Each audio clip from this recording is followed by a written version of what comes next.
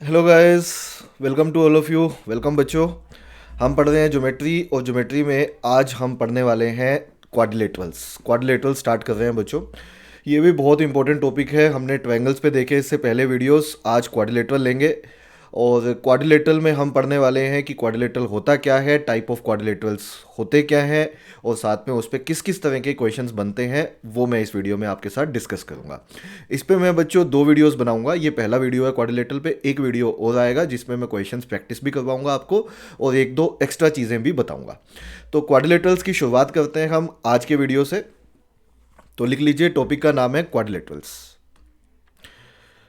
तो बच्चों, quadrilateral start करने से पहले वीडियो अगर पसंद आए तो वीडियो को लाइक, शेयर, कमेंट और चैनल को सब्सक्राइब करना बिल्कुल मत भूलना। चलिए let's start with topic now. तो लिख लीजिए, टॉपिक का नाम है क्वाड्रिलेटरल्स। टॉपिक का नाम है क्वाड्रिलेटरल। अब जैसे हमें ट्रायंगल पता है, ट्रायंगल में कितनी साइड्स होती हैं? ट्रायंगल में 3 साइड्स होती हैं जो हमने किया था। तो क्वाड्रिलेटरल में कितनी साइड होती हैं बच्चों? क्वाड्रिलेटरल में सर 4 साइड होती हैं। ठीक है। अब इसमें दो तीन बातें हमें पहले से पता होनी चाहिए। क्या क्या? सबसे पहली बात कि इंटीरियर एंगल्स का सम। लिख लीजिए, इंटीरियर एंगल सम। यहाँ लिखता हूँ पहले मैं, इंटीरियर एंगल सम। जो इंटीरियर एंगल्स का सम होता है हमारा किसी भी क्वाड्रिलेटरल में, that is always equal to 360 degree. जैसे ट्रायंगल में देखा था वहाँ पे 180 डिग्री होता है, यहाँ पे 360 डिग्री होता है। ऐसे ही एक्सटीरियर एंगल सम। अगर मैं एक्सटीरियर एंगल सम की बात करूँ, एक्सटीरियर एंगल सम, तो एक्सटीरियर एंगल सम भी हमारा 360 डिग्री ही होता है क्वाड्रिलेटरल में। Suppose this is a quadrilateral which is given. Suppose इसको नाम दे देता हूँ मैं A B C D. A B C D is a quadrilateral, ये हमें गिवन है। और इसके ऊपर ए ई एंड सी एफ ये दोनों परपेंडिकुलर्स हैं। ये दोनों हमने परपेंडिकुलर्स डाल दिए हैं। बी डी एक डायगोनल डाला, इसके ऊपर हमने दो परपेंडिकुलर डाल दिए। तो एरिया निकालने का जो फॉर्मूला होता है क्वाड्रिलेटरल के अंदर, वो देख लीजिए। एरिया हम निकाल सकते हैं इस केस में, एरिया हम निकाल सकते हैं बच्चों किसका? क्वाड्रिलेटरल का। Area is equal to half into sum of perpendiculars on common diagonal, half into sum of perpendiculars on common diagonal, that is A E plus C F, sum of perpendiculars on common diagonal into common diagonal. देखो ये triangle से ही आता है but आपको सीधा याद रखना है। अगर हमें क्वाड्रिलेटरल का एरिया निकालना है और हमें ये दोनों परपेंडिकुलर्स गिवन है, साथ में ये वाला डायगोनल गिवन है, तो we can find out area of quadrilateral by using this formula. एक बार दोबारा बताता हूँ। सपोज ये हमारे पास एक क्वाड्रिलेटरल है ए बी सी डी, और इसमें हमें एक नहीं इसके दोनों डायगोनल्स पता हैं, ये ए सी और बी डी। मतलब ये मान लो D1 है और ये D2 है, और इनके बीच का एंगल भी पता है बच्चों। एंगल कौन सा? सर कोई भी ले लो, कोई फर्क नहीं पड़ता। मान लो ये एंगल ले लेते हैं हम, ये थीटा है। अच्छा, थीटा इनमें से ना किसी को भी मान सकते हो, कोई फर्क नहीं पड़ता, आंसर हमेशा सेम आएगा, हमेशा सर हमेशा। Theta is the angle between two diagonals.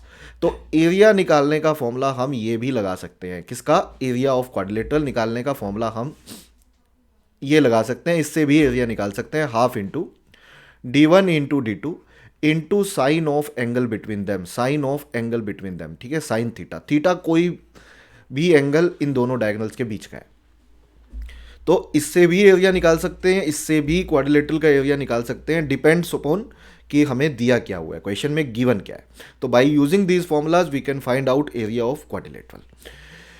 अब आता हूं मैं टाइप ऑफ क्वाड्रिलेटरल पे। तो बच्चों टाइप ऑफ क्वाड्रिलेटरल्स में अलग अलग होते हैं, जैसे parallelogram, rhombus, rectangle, square, all these are nothing but the type of quadrilateral जिस पे हमारे क्वेश्चंस बनते हैं। एरिया पे तो बनते बनते हैं, टाइप ऑफ क्वाड्रिलेटरल्स पे हमारे बहुत सारे क्वेश्चन बनते हैं।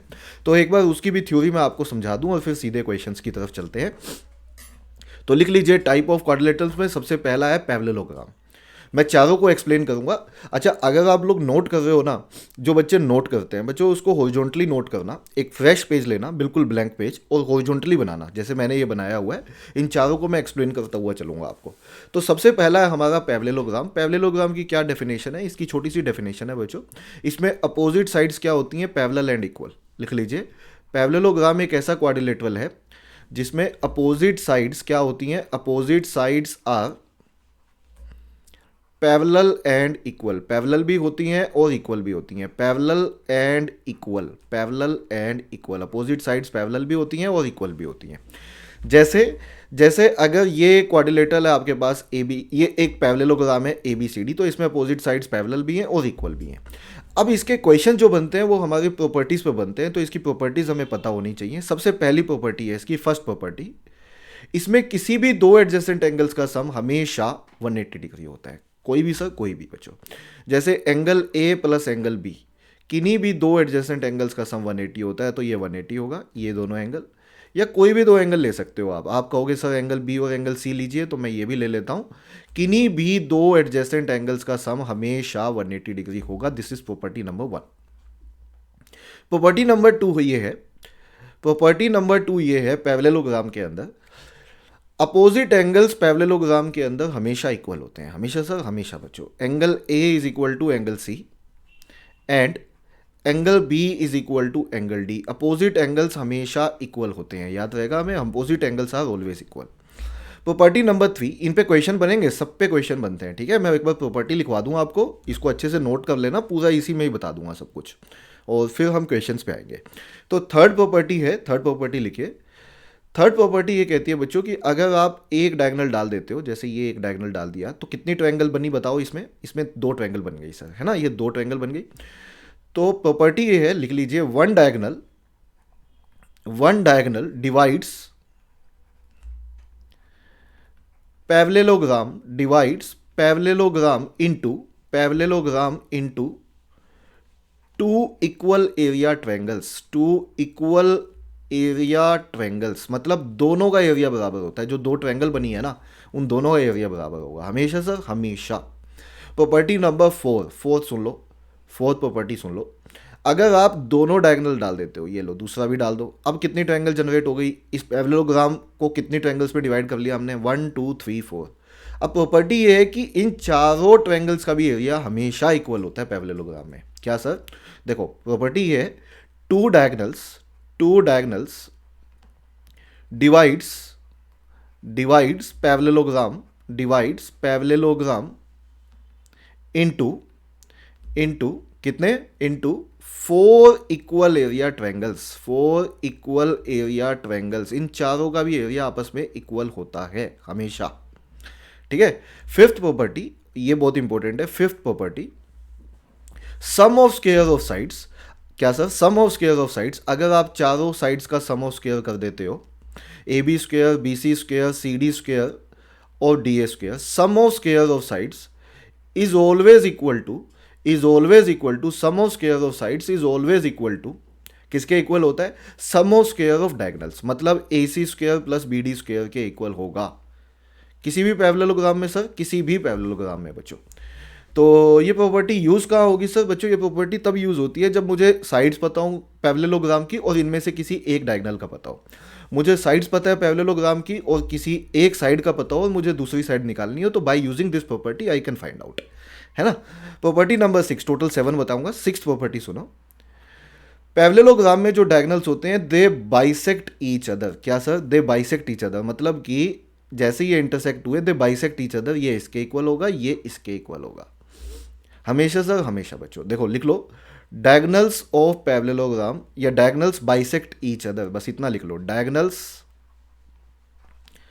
Bisect each other. डायगोनल्स जो है वो बाइसेक्ट करते हैं एक दूसरे को, डायगोनल्स बाइसेक्ट ईच अदर, ठीक है। मतलब O A is equal to O C, O B is equal to O D.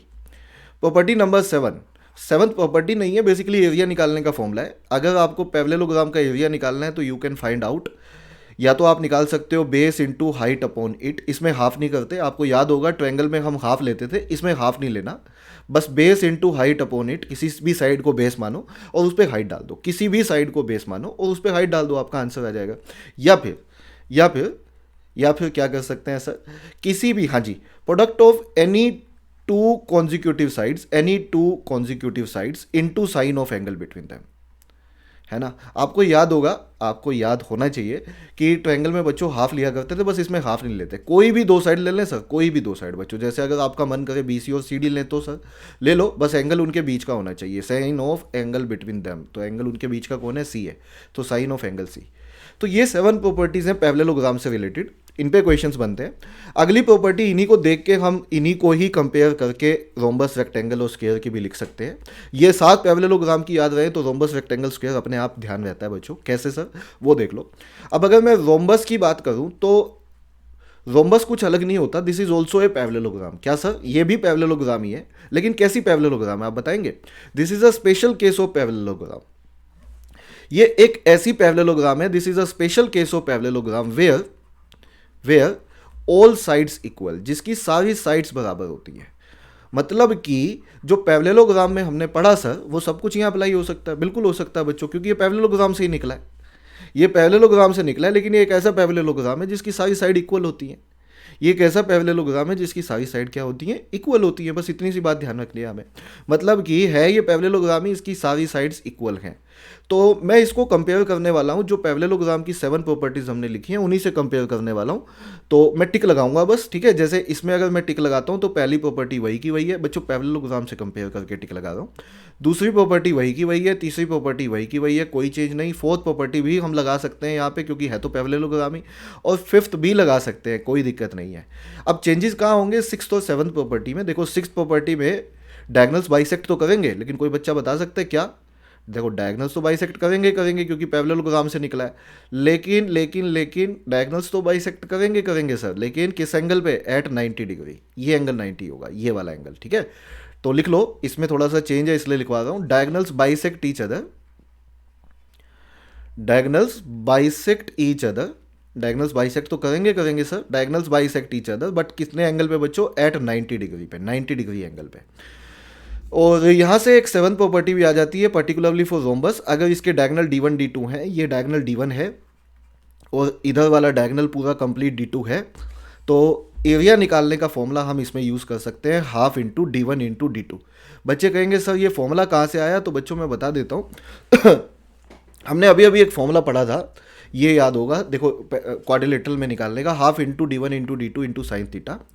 तो अगर मैं रोम्बस है वो, तो रोम्बस में D1 और D2 दोनों किस पे इंटरसेक्ट करते हैं? 90 डिग्री पे, तो साइन 90 हो जाएगा। ये साइन 90 आपका 1 होता है। अगर आपने बेसिक ट्रिग्नोमेट्री बच्चों 10th क्लास में याद है आप लोगों को, तो साइन 90 1 होता है। जब मैं ट्रिग्नोमेट्री पढ़ाऊंगा तो ये सारी चीज़ें लिखवा भी दूंगा। साइन 90 1 होता है, तो 1 होगा तो 1/2 इंटू D1 इंटू D2। अगर आप कहोगे टेबल बनवा दो सर, ये वैल्यूज़ हम भूल गए हैं, तो मैं टेबल भी बनवा देता हूँ, ठीक है। नहीं तो एक सिंपल टेबल होती थी 10th क्लास में, 0 degree, 30 degree, 60 degree, 45 degree, 90 degree, याद होगा, है ना। बच्चों को याद रहता है, नहीं याद है तो बच्चों अभी आगे मैं बनवा दूंगा टेबल भी, और वो वैल्यूज़ ज़रूर याद रख लेना, क्योंकि वो पता होनी ज़रूरी है हमें, उनका यूज़ हो जाता है। चलिए हम अभी टॉपिक को पहले पूरा ले लें। ये समझ गए हो, वहाँ से हमारा half into D1 into D2 आ जाता है। रेक्टेंगल क्या है बच्चों? मैं सबको कंपेयर कर रहा हूँ पैरेललोग्राम से, तो ये भी आपका स्पेशल केस है पैरेललोग्राम का ही। लेकिन ये कैसा है sir? Where all angles 90 degree, where all angles equal. यहाँ पे सारे एंगल्स इक्वल होते हैं, और इक्वल भी किसके होते हैं? 90 डिग्री के। देखो याद करने वाली बात क्या है, अगर पैरेललोग्राम में सारी साइड बराबर हो जाए तो वो रोम्बस कहलाता है। अगर सारे एंगल इक्वल हो जाए, ये वाले एंगल इंटरनल, हाँ, तो वो क्या कहलाता है? वो रेक्टेंगल कहलाता है। बस इसकी लेंथ को L मान लेते हैं, ब्रेड्थ को B मान लेते हैं। इसका डायगोनल दोनों इक्वल होते हैं, उसके बारे में भी मैं लिखवा दूंगा, डायगोनल को D मान लेते हैं। सही है। तो इसमें भी कंपैरिजन किससे है सर? कंपैरिजन बच्चों पैरेललोग्राम से ही है, तो टिक लगा दो। पहली प्रॉपर्टी बिल्कुल सही है, दूसरी भी सही है, थर्ड प्रॉपर्टी भी बिल्कुल इसमें अप्लाई होगी जो पैरेललोग्राम में देखा था हमने। ये टिक पैरेललोग्राम के हिसाब से लगा रहे हैं, 6th भी और 7th भी। हाँ, और डायगोनल्स इसके इक्वल होते हैं, दोनों डायगोनल इक्वल आएंगे। उनकी लेंथ भी बता देता हूँ, 7th बना के लिखो। एरिया निकालना है, यदि आपको रेक्टेंगल का एरिया निकालना है तो लेंथ इंटू ब्रेड्थ, और अगर पेरीमीटर निकालना है तो पेरीमीटर होता है सम ऑफ साइड्स, तो वो हो जाएगा 2 टाइम्स ऑफ, हाँ, sum of sides 2 times of L plus B. और डायगोनल इसके दोनों इक्वल होते हैं, और डायगोनल की लेंथ निकालने का फॉर्मूला होता है, पाइथागोरस थ्योरम से आता है, root of L square plus B square.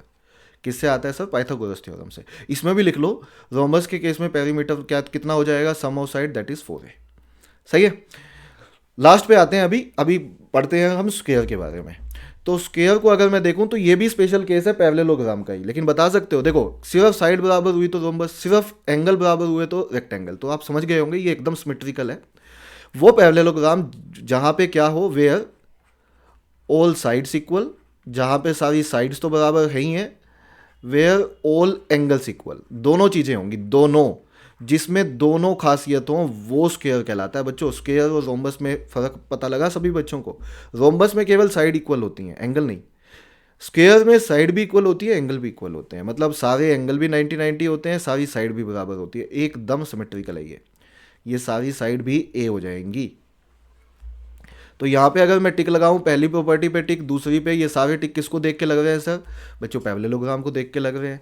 Fourth टिक और फिफ्थ टिक। सिक्स्थ में थोड़ा सा फर्क आएगा क्योंकि हम पैरेललोग्राम से कंपेयर कर रहे हैं, तो आप कहोगे यहाँ पे diagonals bisect each other, bisect तो करेंगे sir, diagonals bisect each other,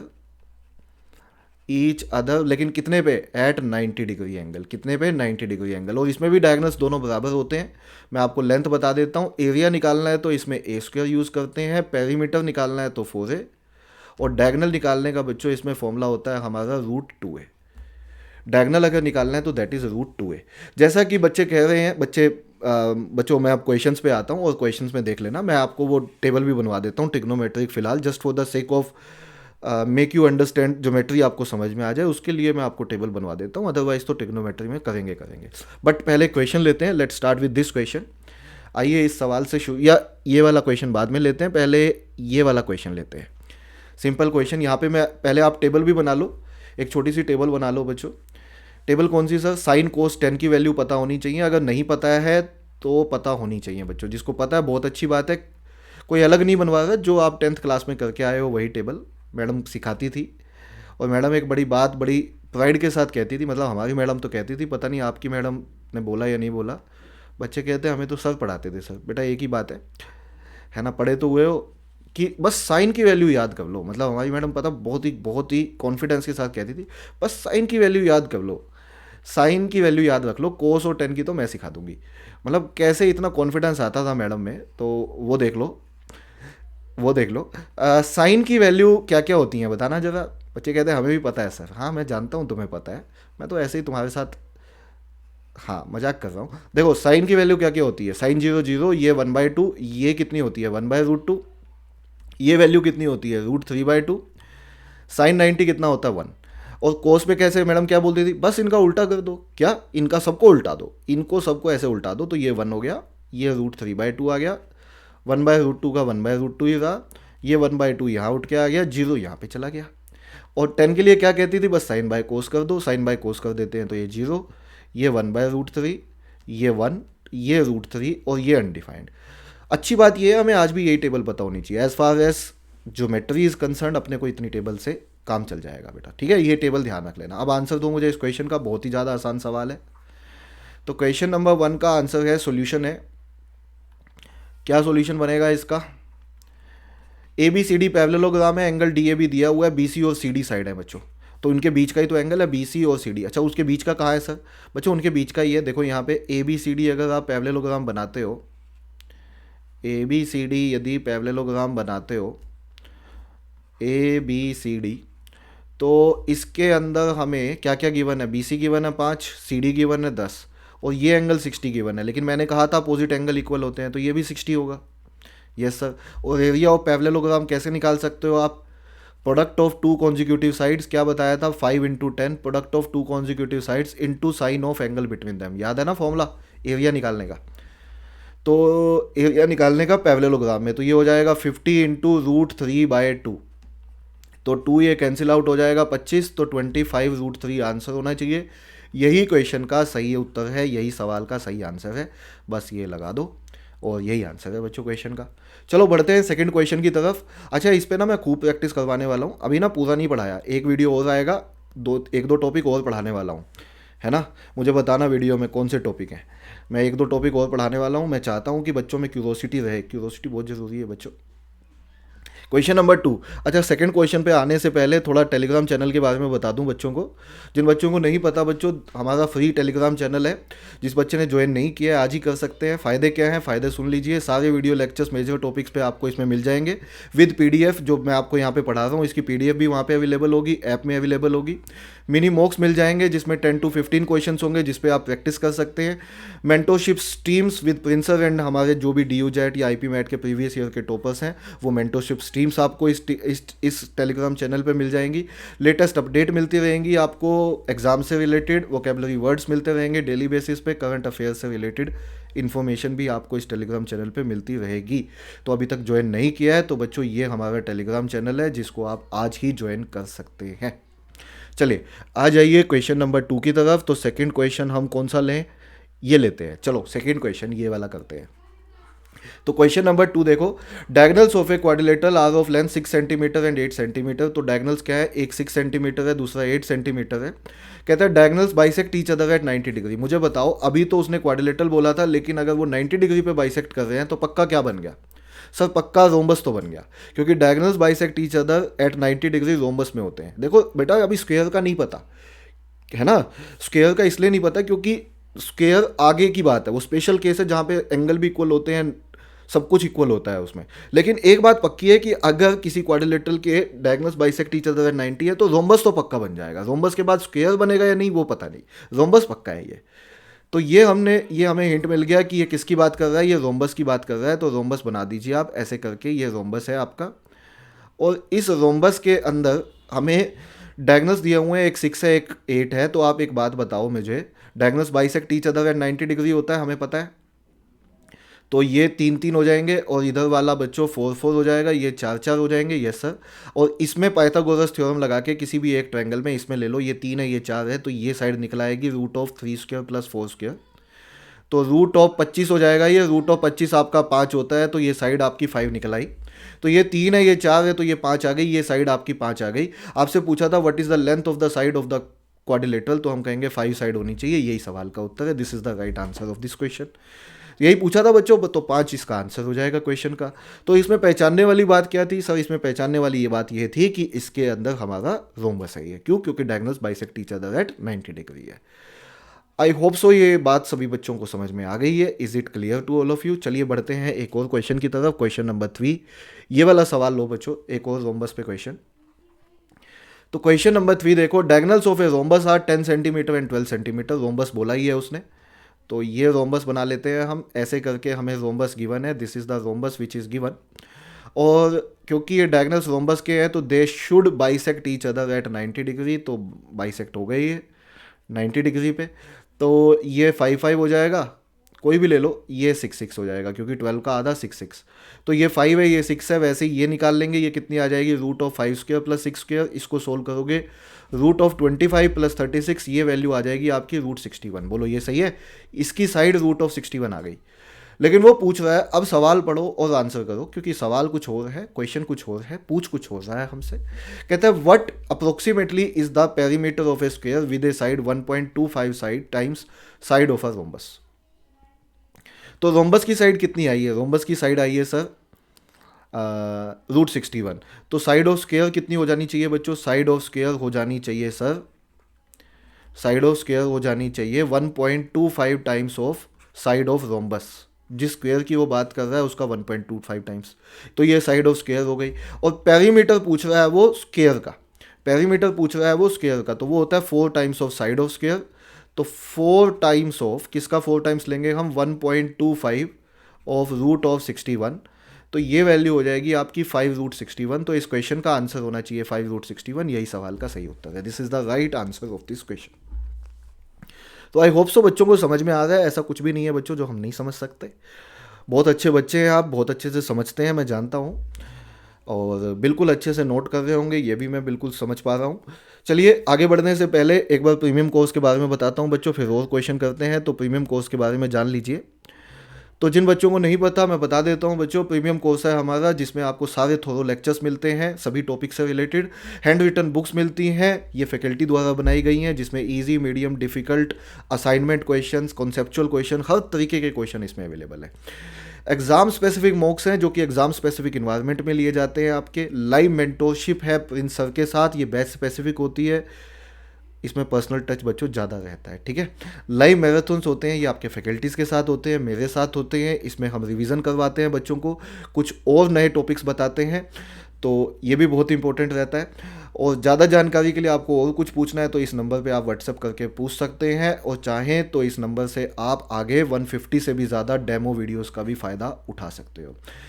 तो ये सब कुछ है हमारे प्रीमियम कोर्स के बारे में। चलिए आ जाइए अब क्वेश्चन पे, तो आते हैं हम क्वेश्चन की तरफ बच्चों। तो नेक्स्ट क्वेश्चन हम लेंगे, कोई भी ले लो, ये वाला सवाल ले लेते हैं, ठीक है। ये वाला क्वेश्चन देख लो, ये वाला क्वेश्चन देख लो।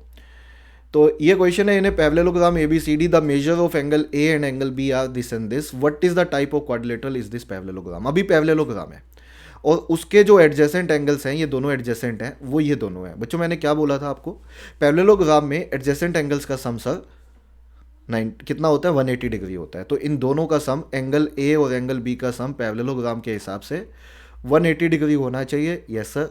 तो ये हो जाएगा 3x प्लस 45, और ये वाला एंगल है हमारे पास x प्लस 75, और इन दोनों का सम हमारा 180 है। जी सर। तो 4x प्लस 120 इज बेसिकली 180। जी सर। तो 4x का वैल्यू हमारा 60 हो जाएगा, और x का वैल्यू हमारा 15 हो जाएगा, और x का वैल्यू 15 है तो एंगल A आ जाएगा 3 इंटू 15 प्लस 45। तो ये एंगल आ गया आपका 90, और दूसरा एंगल भी आपका x प्लस 75 है, तो 15 प्लस 75, ये एंगल भी आपका आ जाएगा 90। तो इसका मतलब इसके सारे एंगल क्या है, 90 डिग्री। तो बच्चों अब एक बात बता दो, वो पैरेललोग्राम जिसके केवल एंगल 90 डिग्री हो जाए, बाकी नहीं पता, where all angles equal to 90 degree, वो क्या कहलाता है सर, वो तो रेक्टेंगल कहलाता है, वो ऑप्शन बी कहलाता है, वो तो रेक्टेंगल कहलाता है। ये आंसर है। बच्चे कहते हैं सर इसमें स्क्वायर क्यों नहीं है पॉसिबल। बच्चों आपको साइड के बारे में थोड़ी पता है कुछ भी। अरे ये पता लगा है कि एक पैरेललोग्राम के एंगल सारे इक्वल है, 90 90, दो निकल गए तो बाकी भी 90 90 होंगे, क्योंकि साइड अपोजिट वाले भी इक्वल होते हैं। तो आपको ये थोड़ी पता है कि साइड इक्वल हुई या नहीं हुई, तो गारंटी किसकी है, गारंटी देनी पड़ेगी। तो सर इसमें गारंटी तो रेक्टेंगल की है, स्क्वायर की थोड़ी ना कोई गारंटी है, गारंटी रेक्टेंगल की है। अगर हमसे गारंटी मांगोगे तो गारंटी हम रेक्टेंगल की दे सकते हैं, बाकी किसी की नहीं दे सकते, ठीक है।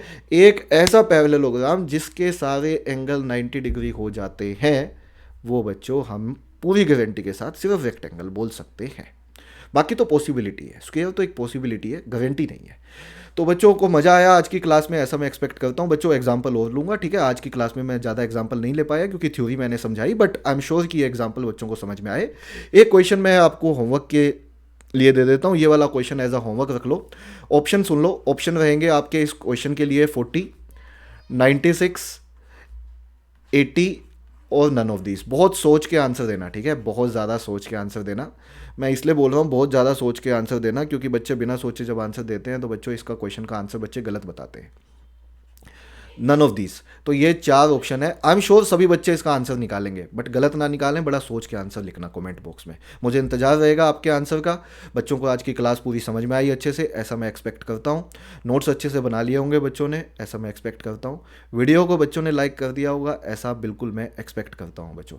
तो बस आज के वीडियो में बच्चों इतना ही करेंगे। आई एम श्योर बच्चों को मज़ा आया। Thank you very much, take care, bye to all of you.